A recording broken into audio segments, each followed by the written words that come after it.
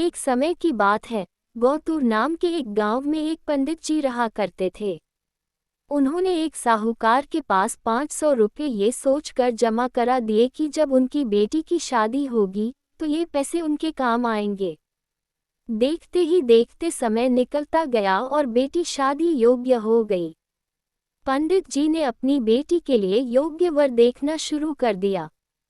उन्हें अपनी पुत्री के लिए एक लड़का पसंद भी आया, जिसके बाद पंडित जी साहूकार के पास अपने पैसे लेने गए।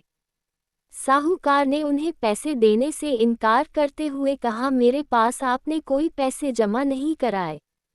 आपके पास क्या सबूत है कि आपने मेरे पास पैसे रखे थे? क्या आपके पास उसका कोई लिखित प्रमाण है? साहूकार की ये बातें सुनकर पंडित जी परेशान हो जाते हैं और वे समझ जाते हैं कि साहूकार ने उनके पैसे हड़प लिए हैं। एक दिन पंडित जी मंदिर से घर लौट रहे थे, तभी उनके दिमाग में विचार आया कि उन्हें उस साहूकार की शिकायत राजा से करनी चाहिए। हो सकता है राजा इस परेशानी का कोई हल निकाल दें। पंडित जी बिना देरी किए राजा से मिलने के लिए पहुंच गए और वहां जाकर उन्होंने अपनी परेशानी राजा के सामने रखी। पंडित जी की बात सुनकर राजा ने कहा कि कल नगर के लिए हमारी सवारी निकलेगी, तुम उस समय उस साहूकार की दुकान के सामने जाकर खड़े हो जाना। राजा की बात सुनकर पंडित जी अपना झोला उठाकर घर को निकल गए। अगले दिन राजा की सवारी निकली। नगर वासियों ने उन्हें फूलों की माला पहनाई व आरती उतारी। पंडित जी राजा के कहे अनुसार उस दुकान के सामने खड़े हो गए। राजा की सवारी साहूकार की दुकान के सामने आई तो राजा ने पंडित जी को देखा कर प्रणाम किया और उनसे कहा कि आप यहाँ क्या कर रहे हैं? आप हमारे गुरु हैं, आप हमारे राजमहल आने की कृपा करें। साहूकार भी फूलों की माला लेकर आया था, परंतु राजा ने साहूकार की तरफ कोई ध्यान नहीं दिया और पंडित जी से बात करके आगे बढ़ गए। जाने से पहले राजा ने पंडित जी को धीरे से कहा कि मैंने अपना काम कर दिया है, अब आगे देखो क्या होता है।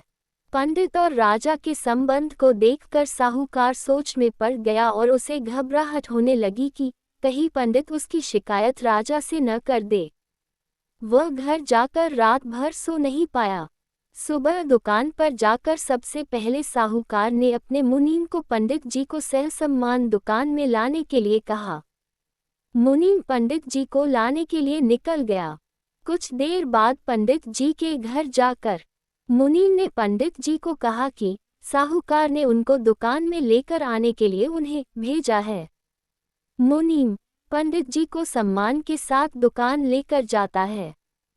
साहूकार ने पंडित जी को आदर सम्मान के साथ प्रणाम किया और कहा, मैंने पुराने खाते की अच्छी तरह जांच की और उसमें आपने मुझे 500 रुपये दिए थे, इसकी जानकारी मिली है। ये पैसा पीछे 10 सालों से मेरे पास जमा है, जिस वजह से इसका ब्याज मिलाकर यह 12,500 रुपये हो गए हैं।